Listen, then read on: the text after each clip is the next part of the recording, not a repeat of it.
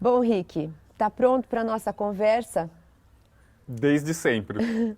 Consegue me falar o que para você é opinião? Cris, quando você sugeriu esse tema, eu confesso que eu fiquei com mais dúvidas e perguntas para trazer para você do que opinião formada.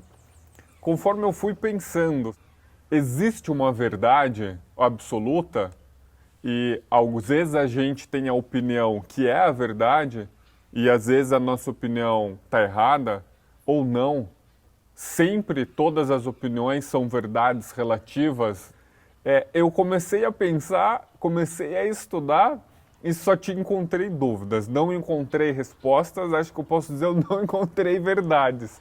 Então eu vim aqui hoje bem aberto para a gente tentar cavucar e encontrar respostas para isso. Rick, acho sensacional, acho que é bem por aí.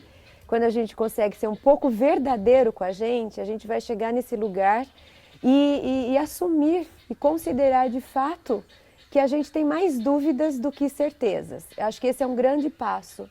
Acho que quando a gente está pronto para dizer, pronto, eu sei bem a respeito disso, eu sei tudo disso, fica tranquilo, esse ponto eu domino, a gente acabou de fechar portas para todas novas possibilidades de crescimento, de amplitude de consciência.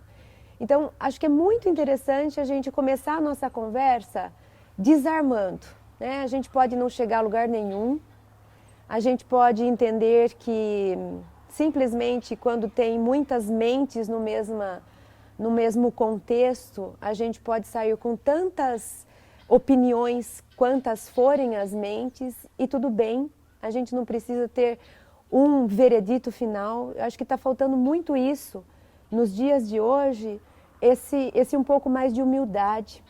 Me parece que hoje em dia todo mundo tem razão, me parece que hoje em dia todo mundo quer ter certeza, todo mundo precisa estar de posse do que é certo, do que é verdade, como se cada vez a gente perseguisse mais e tivesse assim uma super condenação. Se você estiver falando alguma coisa que não procede, parece que tem uma polícia vigiando. Tanto que a gente estava conversando, a gente tem inclusive deixado de lado o conceito de mentira. A gente não fala mais, mas isso é mentira. Ai, não pode falar, você está me acusando de mentiroso. Às vezes nem é acusar, é simplesmente eu falar uma coisa que eu não sei direito. E por que esse medo, né? Então hoje nós falamos de fake news, mas não falamos de mentiras. Então eu percebo que hoje a gente precisa desconstruir um pouco. Ficou algo muito policiesco, muito assim, com muita condenação. Simplesmente da gente falar uma coisa aqui, daqui a pouco reconsiderar e falar, olha, eu achei que era, mas pensando bem, eu vi que não era. E tudo bem, porque a verdade em si, ela é subjetiva. Dificilmente a gente vai conseguir chegar num valor absoluto, não é verdade? É verdade. Como você estava falando, Cris, eu lembrei dos nossos amigos Lei e Léo, que acho que em parte nos inspiraram a criar o canal, a fazer o podcast, Verdade. de uma citação que eles fazem, que vaso bom é vaso vazio, de que diz muito sobre isso, né? De que quando o vaso ele serve para ter flores. E se o vaso já está cheio e ele não aceita mais nenhuma flor, você vai precisar de outro vaso. E de que enquanto o vaso ainda aceita mais flores, ele é um bom vaso. Ô Rick, deixa eu interromper, porque acho que foi super interessante o que você trouxe. Eu não sei se você vai saber, porque eu sei que você é um estudioso da cultura oriental, do japonês específico, mas tem aquele artesanato que é feito com o vaso que quebra. Eu não vou lembrar o nome exato, e é um artesanato que você pega o pó de ouro ou de metais preciosos, platina às vezes, você constrói uma argamassa, você reconstrói o vaso que quebrou e você cola com esse pó especial, né? Esse pó que é valoroso. E aí aquele objeto você guarda porque ele vai contar uma história, ele vai ter a cicatriz dele. Então aquele vaso, ele pode inclusive um dia ter quebrado nesse sentido de que aparentemente deu errado e depois você reconstrói uma nova história. É como se eu estivesse falando aquilo, olha, eu tinha uma opinião e eu percebi que essa opinião quebrou, ela não se mantém. Eu tinha uma certa ideia e eu percebi que ela foi atualizada. Então eu posso reconfigurar o meu vaso E ainda ele ser mais especial porque ele traz uma história anterior, né? Não é lindo a gente poder dar a possibilidade de não ter esse certo absoluto e que uma vez que a gente não acertou, a gente vai ser expurgado da sociedade, né? Dá um pouco mais de tranquilidade para a nossa vida, não é verdade? Muito. E, Cris, o que eu acho mais desafiador, então, e eu te convido a nos ajudar nessa trajetória, é o seguinte. Eu sinto de que a gente foi ensinado de que sim, existe uma verdade absoluta. Principalmente quando eu penso na influência religiosa. Eu vejo diversas religiões com as quais eu tive contato de que ensinaram que existe uma verdade absoluta, de que existe um Deus absoluto. Eu acredito que o conceito de juízo final, que muito foi me dito na infância, ele parte do pressuposto de que existe essa verdade absoluta e de que, inclusive, um dia você vai ser julgado a ela. Então tem uma cobrança enorme de que você encontre essa verdade, para de que no dia do julgamento eu não seja muito penalizado. Então a ideia de acerto na vida me foi ensinado muito de que ela tem a ver com descobrir a verdade. E aí quando a gente sai disso para chegar em um lugar em que a gente está propondo desse vaso aberto às flores, de que a verdade é subjetiva, tem um espaço muito grande. A gente está falando de uma mudança muito grande. E me gera muitos conflitos. Já me caem muitas perguntas de será que não é um erro acreditar nisso, de que a verdade é relativa? Esse mundo subjetivo, ele não pode estar cheio de armadilhas? Então, por onde a gente começaria? Por onde você me diria que é o começo para que eu comece a me acostumar com essa ideia de que não é tão preto no branco assim o mundo? Rick, acho que é algo que a gente compartilha uns com os outros, mas eu sinto que é como numa figura de linguagem, é como se a gente estivesse dentro de um lugar querendo falar o que existe fora daquele lugar. A gente vai criar conjecturas, a gente vai elaborar, cada um vai trazer a sua experiência, mas a gente não sabe falar do que tem além de tudo isso que a gente conhece. E quando a gente fala dessas coisas absolutas, desse poder que está além, a gente entra sim no que faz sentido para a gente. A gente entra sim na nossa questão de crença. Então nós estamos falando daquilo que para mim faz mais sentido, daquilo que eu gosto de acreditar, daquilo que para mim é uma coisa mais acertada. O que a gente procura dizer é assim, de fato, a gente sabe que existe o melhor. A gente sabe que existe esse absoluto, parece que existe, me faz sentido que exista. Esse Deus que é esse Criador, esse amor que é o amor incondicional, as virtudes que são as virtudes plenas. Mas, quando nós falamos de ser humano, como é que nós atingimos isso? Como é que nós garantimos isso? Nós não estamos ainda nesse patamar para poder falar, está aqui nas minhas mãos e eu posso afirmar. A gente pode buscar, e acho que isso que é o bonito, o buscar o bem, o buscar o amor, o buscar a ética, o buscar a moral, o buscar o fazer para o outro o que a gente gostaria que fizesse para a gente, o acertar sempre. A gente só não deve ter expectativa de que isso está ali. E que se você não encontrou é porque você não é bom o suficiente. Eu acho que é aí que é o problema. O problema não está em acreditar e a gente ter esse caminho desejando conhecer a verdade. Desejando chegar num lugar em que todo mundo se ame, todo mundo seja ético. Esse é o nosso norte. Mas a gente ter consciência de que ninguém está lá ainda, que nós estamos caminhando. E nesse caminho a gente vai cair, a gente vai errar, a gente vai se machucar. Sabe onde que eu vejo que foi o grande problema? A leitura que a gente fez do erro. Porque o erro para a natureza, ele é natural. Ele é tão importante quanto o acerto. Ele traz também oportunidade de crescimento. Então eu vejo que a gente, enquanto humanidade, o nosso grande problema é a gente querer acertar porque a gente tem medo do erro. Porque o erro é muito punido. A gente desconsidera, a gente desvaloriza, a gente lacra, a gente cancela, a gente expõe quando a pessoa comete algum erro. Então ninguém quer errar. Se eu não posso errar porque eu não tenho espaço para falar, nossa, isso daí não era como eu imaginei. Se eu falo isso, por exemplo, e eu sou uma figura representativa num país, num governo, num público, eu corro o risco de ser extinta, me coloca, não existe uma permissão para esse erro. Eu acho que esse é o ponto central.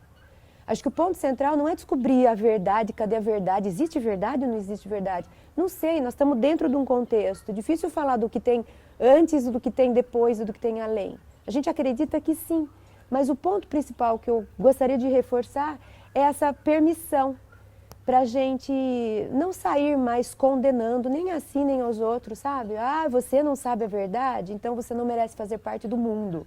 Acho que esse que é o problema.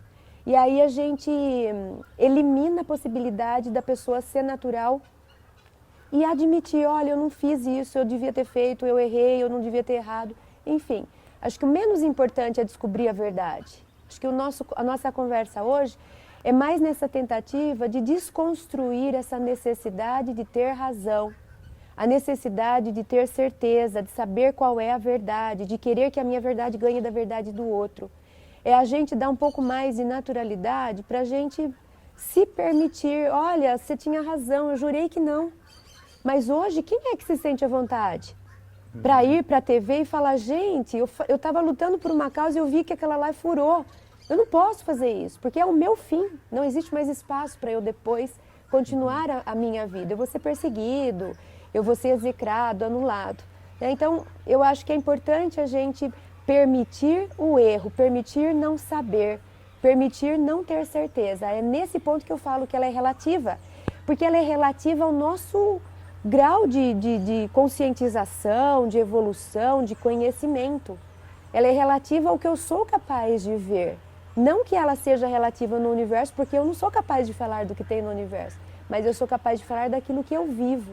Será que eu viajei demais agora? Nem um pouco. Eu adoro, Cris, quando a gente está conversando e eu vou tendo uma sensação de leveza, de como se tirassem pesos, né, das costas.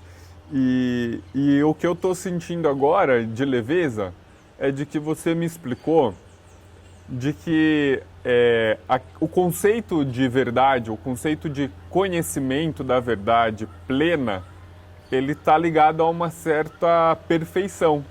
Mas de que nós, quanto humanos, ao momento em que a gente se assume ainda imperfeitos, então ao momento que eu me assumo imperfeito e de que eu te aceito como imperfeito, a gente abre mão de dominar essa verdade e a gente se coloca nesse lugar de imperfeição, de busca pela verdade. E que aí a busca, acontece erros e de que ela é relativa, porque ela é a minha jornada do descobrimento da verdade. Eu deixo de querer falar sobre a verdade eterna do mundo, sobre a verdade absoluta. E quando eu estou falando da minha verdade, ela é relativa com a sua verdade. E elas podem coexistir, a minha verdade e a sua. E isso me parece muito mais humano. A questão, a imperfeição e o erro é muito mais humano. Natural, né, Rick? Rick, eu gosto muito de usar figura de linguagem, simbologias. Eu acho que isso ajuda muito a gente a compreender. E quando você estava falando, né, eu imaginei um caminho. Né? E esse caminho, muitas pessoas transitam por ele. Eu transito, você transita, esse caminho é a vida. Agora, vamos imaginar que eu diga para você assim, Rick, você vai fazer esse caminho, mas tem o caminho certo de se fazer. E vamos supor que você começa a dar alguns passos e você percebe que você não correspondeu ao que eu disse que era o caminho certo. E vamos supor que eu diga para você, você errou, agora eu te condeno. O que causa em você? Talvez algo do tipo, eu acho que eu não vou continuar caminhando, porque dói muito se eu errar o passo. Então é como se eu impedisse o seu passo. Talvez você fale assim, eu vou continuar caminhando, mas eu não vou contar exatamente o que eu estou vendo. Porque se eu contar, isso pode me prejudicar. Então eu já interferi no seu processo natural. Você já não é mais verdadeiro. Em nome de saber a verdade, que dizem qual é a verdade, você deixou de ser verdadeiro.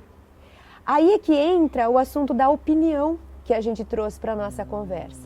O que eu enxergo que é a opinião? É a minha descrição de como eu estou passando por esse percurso.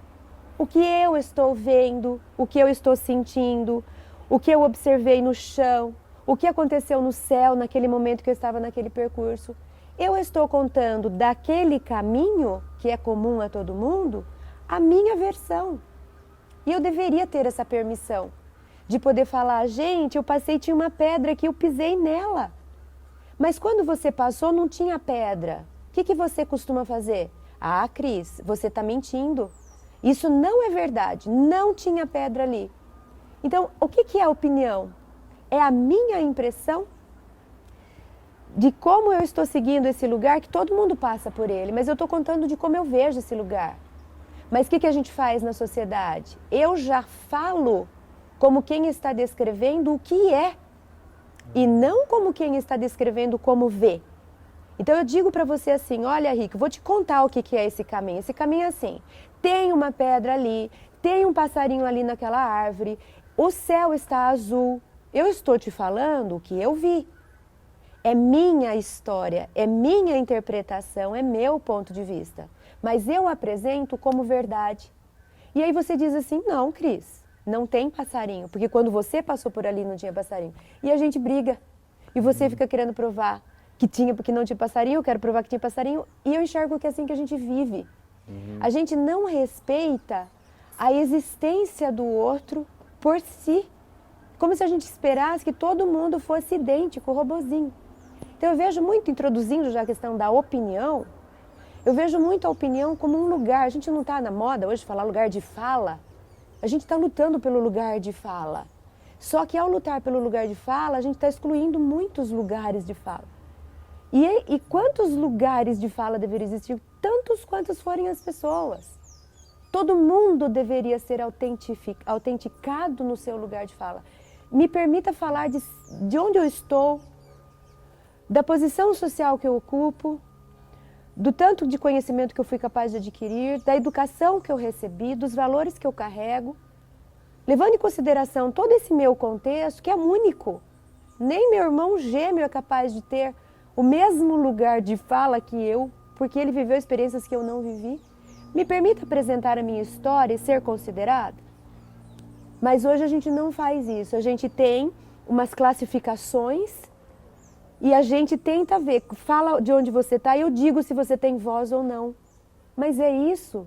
Jura que a gente está querendo defender minorias, classificando? Será que é esse o caminho último da história? Ah, mas talvez seja o necessário para hoje. Podemos até considerar isso, uma vez que todas as opiniões devem ser validadas. Acho que essa é a nossa busca.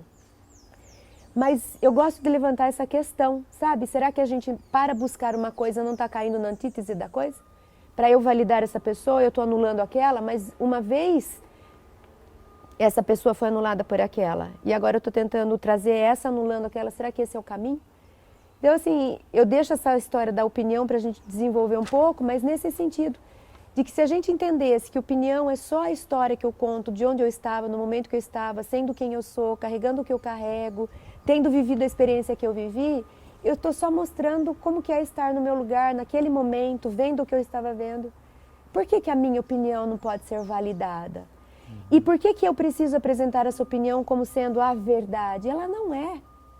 Ela é a minha descrição, ela é a minha interpretação. Então, eu enxergo que a gente atrapalha muito quando a gente quer vender isso como se fosse verdade. Eu não admito você falar que não é. E eu também acho que a gente atrapalha quando a gente cobra do outro que ele veja o que eu vi quando eu estive lá. Eu sou diferente do outro. Né? O que você acha, Rick? Faz sentido? Tá começando a encaixar, Cris. Eu tô começando a entender bastante coisa. Pelo que eu estou entendendo, a gente está também partindo daquela premissa de que o que a gente vê do mundo é sempre uma impressão subjetiva nossa. Né? Sempre gosto de dar o exemplo das cores, que eu trabalho muito com isso. Não sei se você já viu, se você pega, por exemplo, o esquimó, que vive no gelo, ele vê infinitas nuances do branco. Então, do branco ao cinza claro, para ele tem milhares de nuances e ele vê. E se você pega, por exemplo, um nativo indígena que viveu desde criança dentro da floresta, ele vê milhares de nuances do verde. Então, às vezes, se a gente pegar duas tonalidades de verde diferentes, mas mostrar para um esquimó, ele não vai ver que é diferente, ele vai afirmar que é o mesmo verde. Já aquele indígena que tem um outro repertório, ele afirma que são duas cores diferentes. E a mesma coisa com o branco. Às vezes aquele indígena que é tão bom para ver dois verdes diferentes, ele não vai ver duas tonalidades de branco. Então, até mesmo nas cores, são impressões subjetivas nossas. E aí a gente está falando disso, de que a gente sempre vai estar imprimindo a nossa opinião. E de que a opinião sempre vai ser relativa. E você está validando isso. Mas o problema nasce quando a gente confunde a nossa opinião com a verdade. E, além disso, quer que o outro assuma como verdade o que para a gente é verdade, não necessariamente é para o outro.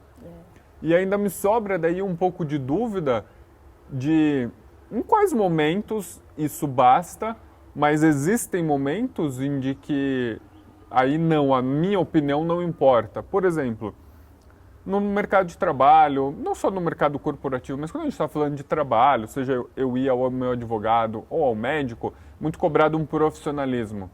E do profissionalismo a gente cobra muito que seja muito objetivo e imparcial. A justiça é cega, ela não pode ter parcialidade. Então ainda me parece, eu ainda tenho alguns momentos em que temos um convidado.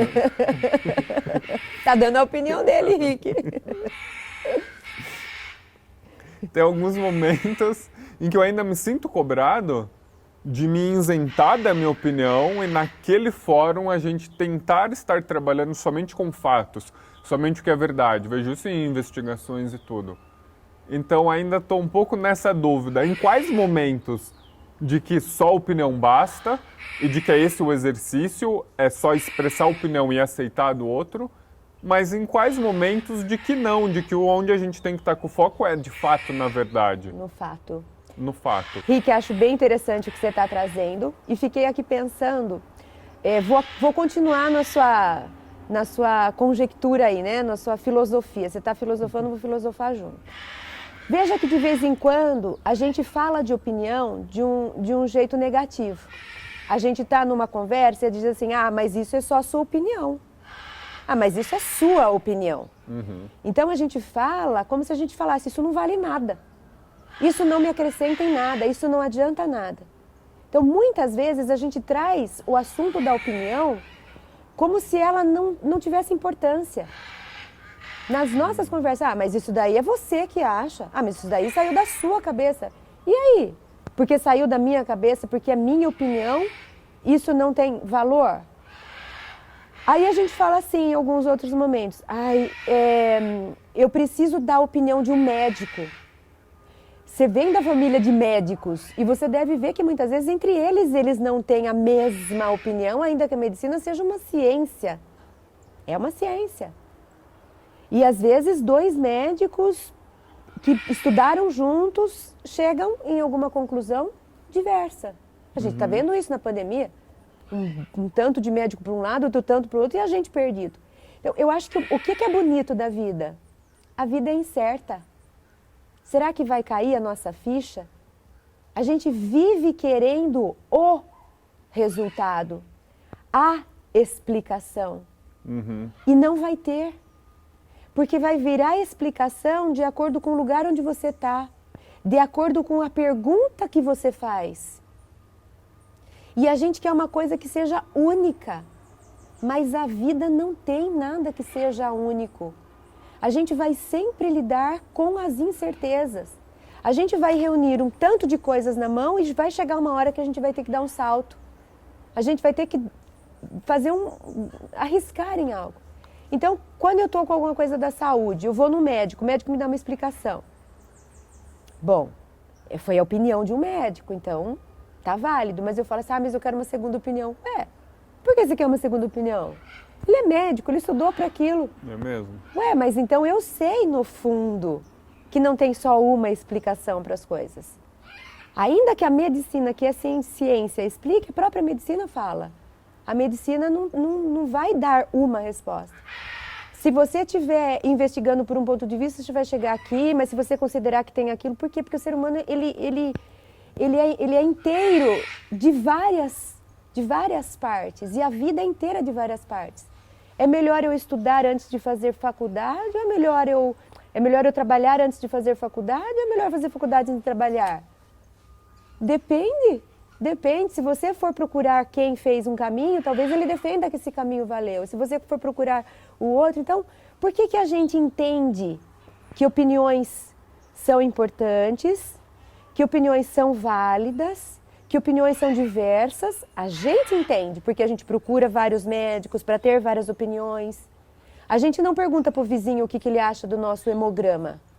A gente sabe que tem opinião que é mais especialista, mas a gente também não confia num único médico. A gente quer ouvir outras opiniões, então a gente lida com opiniões. A gente usa opiniões. A gente entende que tem várias opiniões. Mas aí na nossa vida, no dia a dia, quando a gente está lá em casa conversando com o marido, com o filho ou com o colega, a gente já descredita as opiniões. Ah, mas isso aí é sua opinião. Ué, mas a do médico também não é a opinião dele? Eu não paguei para ir lá e para ter a opinião dele? Então, eu enxergo que a gente assim, é muito mal resolvido com isso. Isso ainda não está confortável para a gente. A gente não tem consciência do que é opinião, de qual o valor dessa opinião, de quais os problemas que uma opinião pode trazer e de que a gente vai ter que aprender a lidar com a opinião, porque opinião a gente pode trazer como se fosse um sinônimo de incerteza. Opinião não é fato. Opinião é uma possibilidade. E a vida é cheia de possibilidades.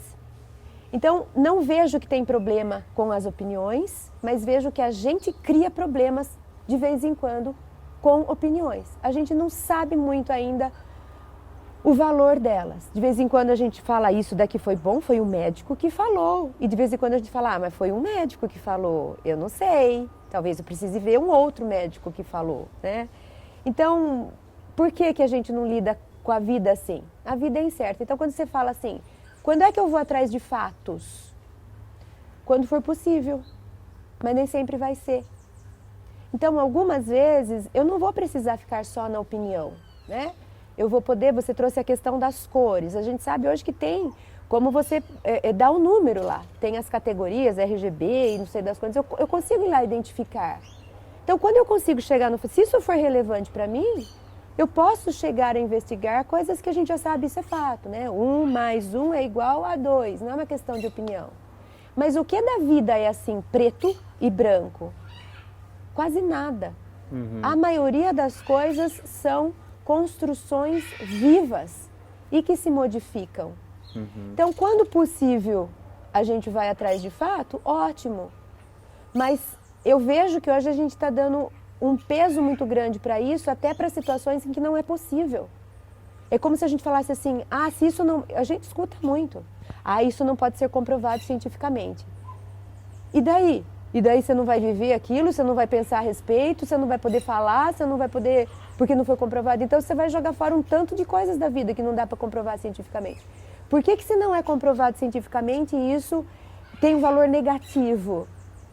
Mas a gente vê hoje que as opiniões a respeito de meditação, da transcendência da vida, a respeito da busca de questões religiosas e espirituais tem crescido.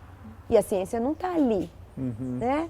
Então, por que não aceitar a incerteza? Tem coisa que vai ter fato, tem coisa que não vai ter fato. E tudo bem, a gente vai lidar com as variáveis que a gente tem e vai ter que decidir com aquilo que está nas mãos, né?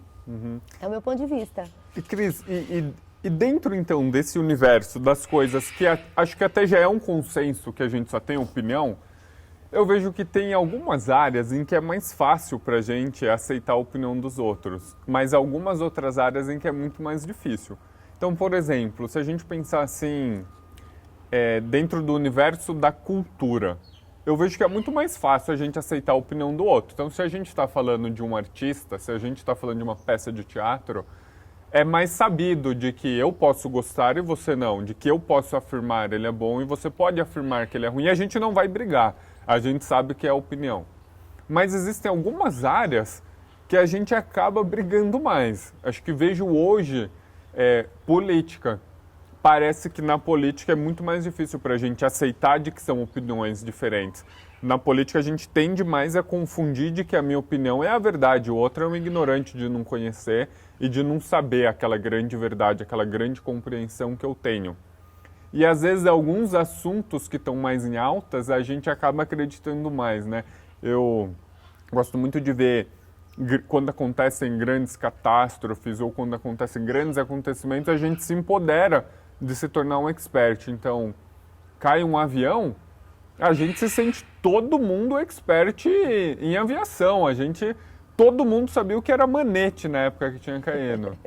Depois, quando tem algum outro fato, todo mundo especialista. Veio a pandemia, todo mundo começou a entender de vacina, todo mundo virou expert em epidemiologia. Então, sempre tem alguns assuntos de que é mais difícil para a gente aceitar opinião, outros são mais fáceis. Por quê? O que você acha que tem em comum? O que tem por trás desse mecanismo de não aceite da opinião em alguns temas específicos? Rick, será que, concordo com você e faço as mesmas perguntas, né? Mas será que isso não tem a ver com inflamações nossas? Talvez tenha a ver com aquilo que me toca de um jeito e aquilo que me toca de outro, aquilo que me afeta de um jeito e aquilo que me afeta do outro. Porque, por exemplo, vamos supor que hoje estejam sendo discutidos alguns temas muito inflamados na sociedade. Como está acontecendo? Que você falou, política, vacina, pandemia, sexualidade, gênero e tudo mais. Esses assuntos estão aí, pululando nas mentes e nas bocas e nas redes sociais. Pode ser que, para mim, política, eu fale, ai, gente, o que esse povo está fazendo? E eu nem queira perder meu tempo entrando para falar X ou Y. Mas pode ser que no quesito sexualidade, nossa senhora, eu fique possessa com uma publicação no Twitter de alguém. Então, eu acho que tem muito a ver com cada um de nós. Eu acho que menos eu acho que é sempre uma inflamação, que pode ser uma inflamação social do coletivo, porque isso a gente sabe que existe, esse inconsciente coletivo. Mas pode também essa inflamação social estar acionando em mim minhas próprias inflamações, os meus conflitos, que estavam quietinhos ali, porque não tinha nada que fizesse que cutucasse, né? Que tivesse correspondência. Uma vez que aparece a correspondência, aquilo desperta em mim o que é meu. Então, eu estou observando do meu ponto de vista, na minha opinião, já utilizando nossa conversa, na minha opinião, do lugar onde eu estou na minha vida, né, do lugar da minha caminhada aqui, do meu trajeto, eu tenho visto muito a gente dando voz ao conflito. É um tema que é meu, só que como ele está lá fora sendo discutido, eu entro afetada emocionalmente. Eu já não consigo usar a razão para participar da minha opinião. A minha opinião está sendo unicamente emocional. Eu estou quase que me defendendo de dramas, de conflitos, de feridas emocionais. Eu não estou conseguindo ter uma tranquilidade de quem olha de fora e fala, gente, será que não é isso? Não, eu entro como se eu fosse parte, como se tivesse... sabe quando a gente fala assim, eu levo para o lado pessoal. Eu já não estou conseguindo pensar no coletivo, eu não estou conseguindo pensar no que é o bem, do bem comum. Eu estou falando de um problema meu, de algo que me dói, que eu não sei nem de onde vem. É dilema emocional, é conflito, é afeto meu. Então, eu tenho visto muito hoje as opiniões serem estritamente emocionais. As pessoas parecem que perderam a capacidade de separar e falar, olha, ainda que isso, não sei se perderam ou se nunca tiveram. Nunca tivemos, mas eu tô vendo demais uma inflamação emocional. E às vezes a gente observa isso porque, por falas de pessoas que falam, nossa, mas isso é tão claro, como que a pessoa não está enxergando? Porque é claro racionalmente. Emocionalmente aquilo é escuro. Eu estou falando e eu nem consigo escutar o que eu estou falando e passar por um crivo da razão. Quer dizer, eu estou dando voz a uma ferida minha. Eu acho que nós estamos hoje vivendo muitas opiniões emocionais. E essas opiniões emocionais estão dirigindo o futuro, por exemplo, de uma nação. Estão direcionando o como lidar com a pandemia. A gente se perdeu um pouco dos fatos que são possíveis de serem acionados e nós estamos defendendo causas próprias. Então, acho que isso é um risco e acho que isso nós estamos pagando um preço alto da gente não entender o que é opinião e da gente não entender o que é uma opinião feita puramente com base na minha emoção, que na verdade é um complexo na linguagem da psicologia junguiana, é um complexo que foi ativado. E eu agora já não estou falando nem do que eu sou capaz de raciocinar. Eu estou falando de uma voz emocional que é uma dor minha. E eu estou aí fora defendendo uma coisa que na verdade tem a ver com um drama interno.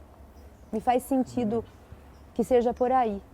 Cris, brilhante isso que você está falando e explica muita coisa mesmo. Eu consigo me ver em diversos momentos nisso.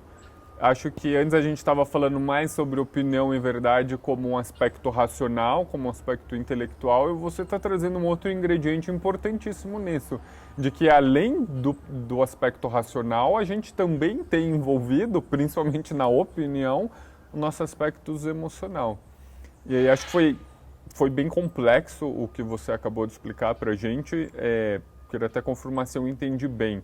Então, um possível mecanismo disso tudo que você está falando é de que, dependente da minha experiência de vida, então, conforme o que eu vivi no meu passado, na minha infância, nas minhas experiências de vida, então, por exemplo, se eu tive muito contato e me sentir injustiçado, se na minha experiência familiar eu constantemente senti que eu fui vítima de injustiça, se na minha relação na escola eu senti que eu tive injustiça, eu fui colecionando emocionalmente um senso de injustiça. E aí, por exemplo, depois quando eu estou adulto e eu estou discutindo política, e o tema política está discutindo justiça, eu acabo projetando meu senso de injustiça na minha opinião política, e aí eu ponho tudo junto, a minha opinião emocional, que não é nem, não sei se é opinião, né? O meu conteúdo emocional, como você falou, um complexo que eu possa ter. E aí eu tento sustentar isso com uma justificativa racionalizada intelectualmente, e aí que a gente começa a misturar tudo, e quando a gente vê, a gente está duas pessoas com experiências diferentes, dois indivíduos com históricos diferentes, dois indivíduos com individualidades, e a gente está tentando misturar as nossas emoções aí, tentando provar um para o outro que o outro está certo. E aí que começa a nascer toda essa divergência e todo esse conflito, e talvez acho que isso contribui muito até para a polarização que a gente tanto vive nos dias de hoje. Rick, desde que o mundo é mundo, isso acontece. E isso tem um lado produtivo de ser. Eu acho que você resumiu perfeitamente.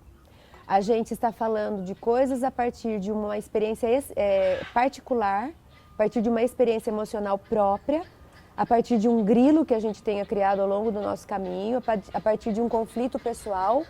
E a gente está usando nossa voz pessoal para falar de um coletivo. Qual que é o problema disso? Nenhum.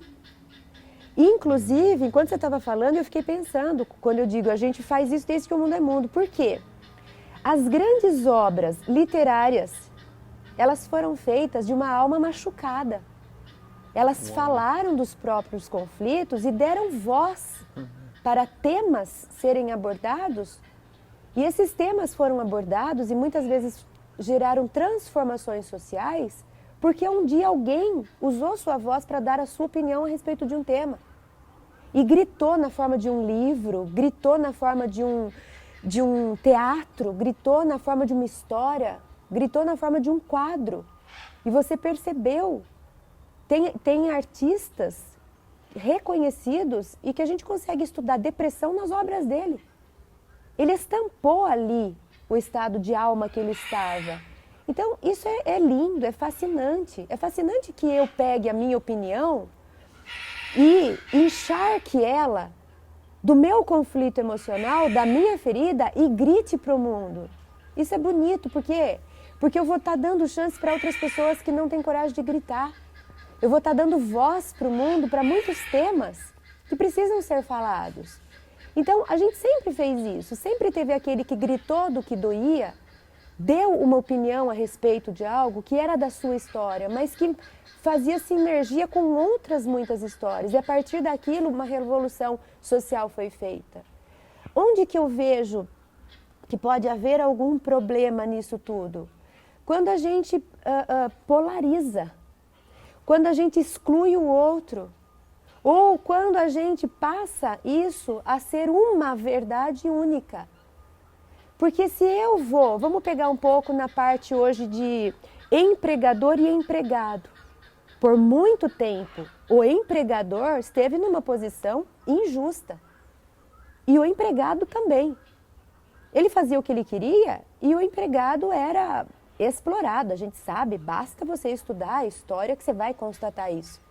Então precisa alguém vir que está machucado sendo explorado e gritar para que isso apareça? Sim, precisa, porque um monte de coisa aconteceu quando alguém veio aqui e gritou. E muita gente morreu, para que essa voz fosse ouvida. Então é um mecanismo de transformação social, né?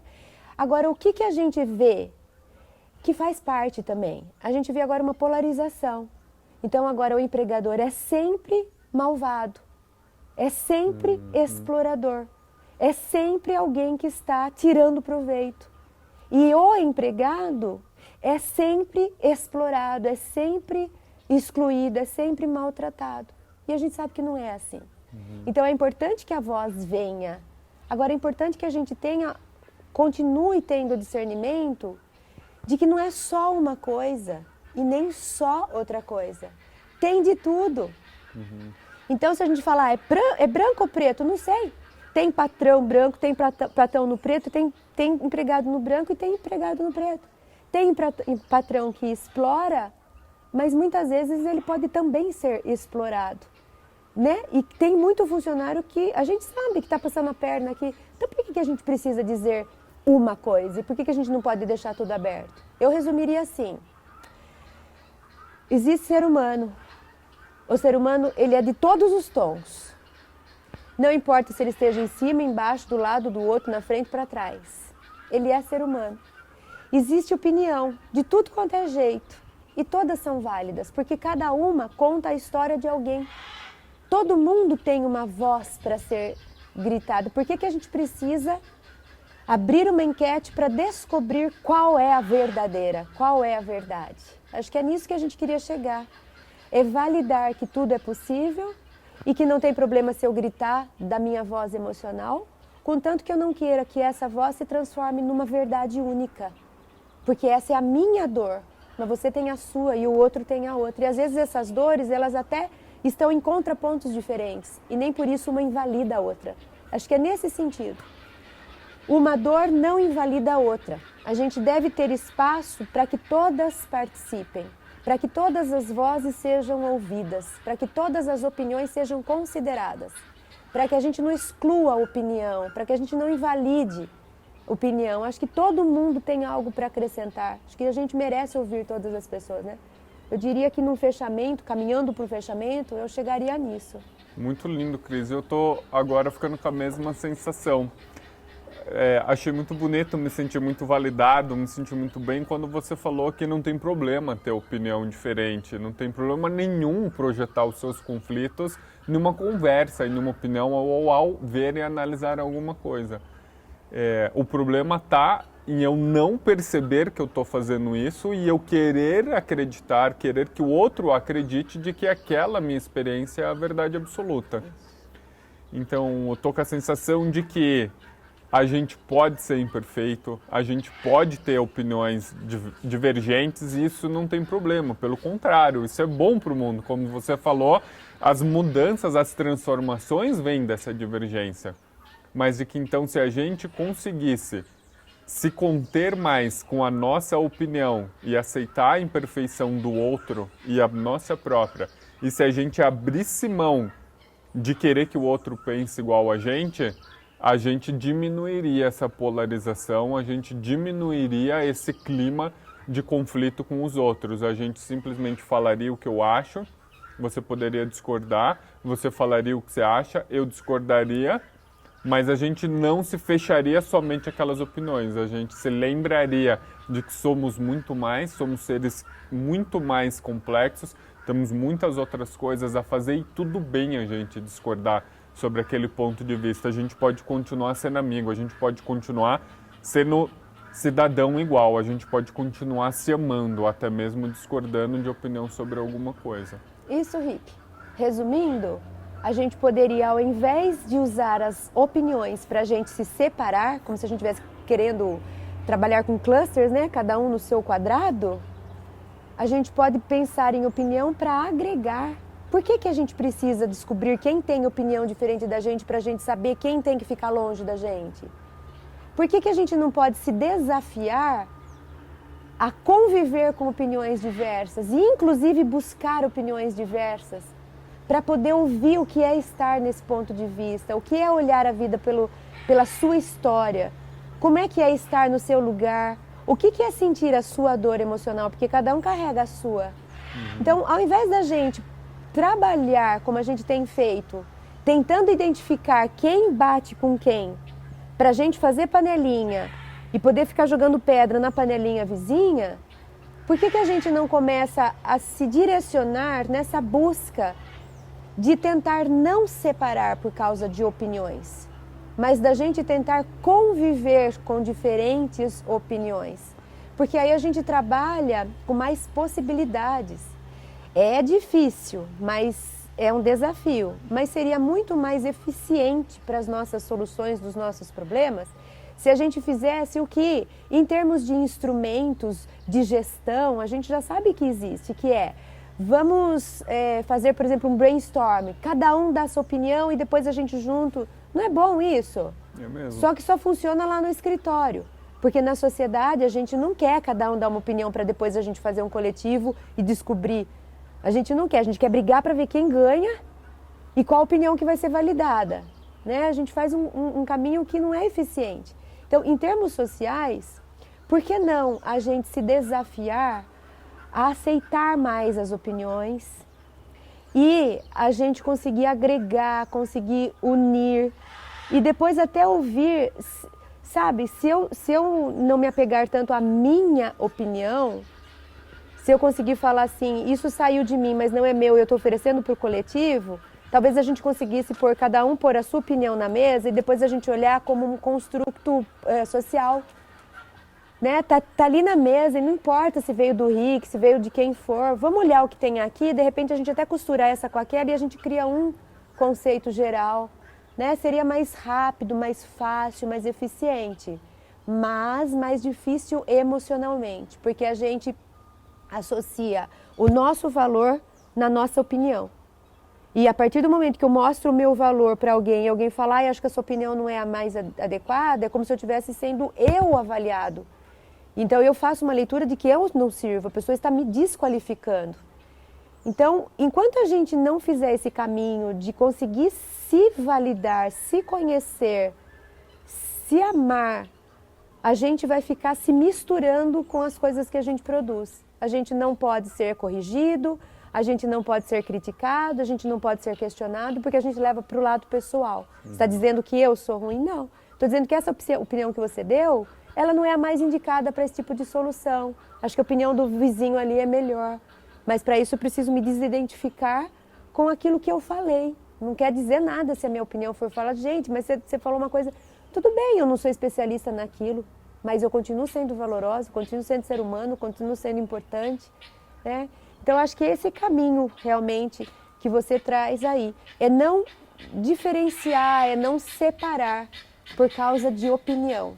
Será que a gente consegue criar uma sociedade em que as opiniões não nos separem, mas que as opiniões nos ajudem nessa aproximação? Parece que é um mundo meio que ainda de ilusão, né? Meio utópico, mas acho que todo mundo um dia sonhou com alguma coisa e mesmo que seja tarde, nunca é tarde para chegar o dia de acontecer, né? Eu quero continuar sonhando com esse dia em que a gente vai saber lidar com as opiniões, inclusive para procurar aquelas diferentes, porque elas me acrescentam mais do que uma que fala amém para aquilo que eu penso, né? Então, eu quero acreditar nesse mundo que a gente ainda vai ser maduro o suficiente para querer conviver com diferentes, para que a gente possa ampliar a nossa própria opinião. Cris, amei a conversa. Eu Acho também, que a Henrique. mensagem foi linda. E Dá para pensar, né, Henrique? muito. Acho que a nossa ideia é fazer mais perguntas do que trazer respostas, né? E fica aí para a gente amadurecer com essas provocações.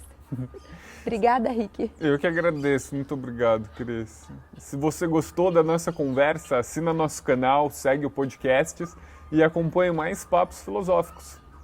Até mais.